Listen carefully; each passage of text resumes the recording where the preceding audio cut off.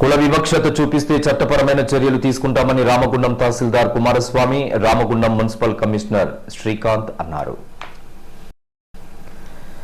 Civil rights డేను NTPC Medipalli గ్రామం రైతు వేదికలో గురువారం నిర్వహించారు. ఎస్సీ ఎస్టీ సబ్ ప్లాన్ నిధులు వారి కోసమే ఖర్చు చేస్తున్నామని అన్నారు. ప్రతి నెల 30న జిల్లా కేంద్రంలో సివిల్ రైట్స్ డే నిర్వహిస్తున్నామన్నారు. సివిల్ రైట్స్ డేని మండల గ్రామ స్థాయిలో నిర్వహిస్తే ప్రజల సమస్యలపై యంత్రాంగానికి స్పష్టత వస్తుందని అన్నారు. పథకాల అమలులో సత్వర నిర్ణయాలు తీసుకునే అవకాశం ఉంటుందని తెలిపారు. కులాంతర వివాహాలు చేసుకుంటే ప్రభుత్వం నుంచి ఆర్థిక సహాయం అందుతుందని అన్నారు. ఉన్నత చదువులు విదేశాల్లో చదువుకునేందుకు ప్రభుత్వం సహాయం చేస్తుందని పేర్కొన్నారు.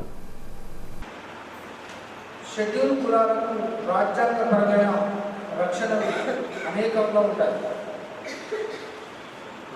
విద్య, ఉద్యోగాలు, రిజర్వేషన్ ఉంటుంది. అదేవిధంగా ఉద్యోగం సాధించిన తర్వాత కూడా ప్రమోషన్లో కూడా వారికి రిజర్వేషన్ ఉంటుంది. అదేవిధంగా దాదాపుగా పురాతన కాలంలో షెడ్యూల్ కులాల వారిని కానీ షెడ్యూల్ తెగల ఆత్మ గౌరవాన్ని దెబ్బతీసే విధంగా మన దేశంలో అనేక సంఘటనలు జరిగిన ధర్మిల మరి భారత రాజ్యాంగాన్ని సవరించి కూడా మరి ఎస్సీ ఎస్టీ అత్యాచార నిరోధక చట్టాన్ని తీసుకొచ్చి ఆ విధంగా కూడా ఏ ఒక్క పౌరుడు కూడా ఇంకో పౌరుడితో డిఫరెన్షియేట్ కాకుండా మన రాజ్యాంగం చాలా కట్టుదిట్టమైనటువంటి రక్షణ కల్పించింది. ఎస్సీల ఆస్తుల్ని ధ్వంసం చేసిన, మరి ఆత్మగౌరవాన్ని దెబ్బతీసేలా ప్రవర్తించిన, మరి వారిపై దాడికి పాల్పడిన,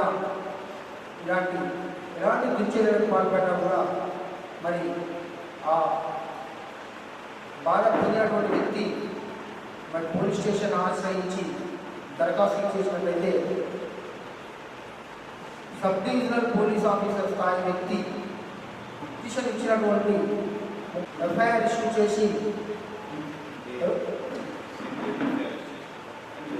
30 days లోపల ఇన్వెస్టిగేషన్ కంప్లీట్ చేసి ఛార్జ్షీట్ దాఖలు చేసి నిందితులను రిమాండ్కు పంపించేటువంటి చట్టపరమైన రక్షణ మనకి రాజ్యాంగం కల్పించింది.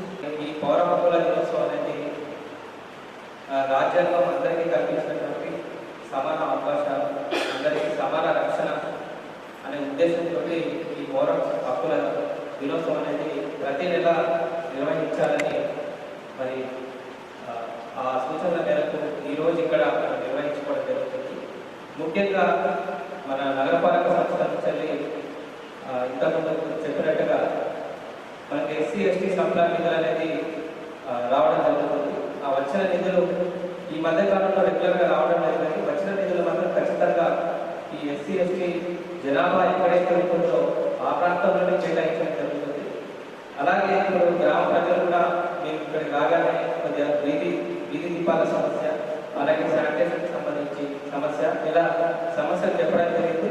ఖచ్చితంగా ప్రతి డివిజన్ ఇంతకుముందు మన సభ్యులు చెప్పినట్టు ప్రతి ఒక్క డివిజన్ కూడా ఆ వార్డు యొక్క కార్పొరేటర్ మరియు ఆ వార్డు ప్రజలందరితో కూడా కలిసి ప్రతి ఒక్క డివిజన్కి ప్రోగ్రాం పెట్టుకొని ఆ డివిజన్ మొత్తం తిరిగి ఏం సమస్యలు ఉన్నాయి, అక్కడికక్కడే పరిష్కరించగలిగే ఏమన్నా ఉన్నాయా, లేదా ఫైనాన్స్ తోటి డబ్బులతో కూడుకొని కొంత సమయం పట్టేది ఏమన్నా ఉన్నాయా, ఆ విధంగా వర్గీకరించుకొని వెంటనే పరిష్కారం అయ్యే పనులు సత్వరం అప్పుడే చేసే విధంగా ఒక ప్రణాళిక చేసుకొని ఖచ్చితంగా ప్రతి వార్డులోకి వచ్చి పర్యటిస్తాము.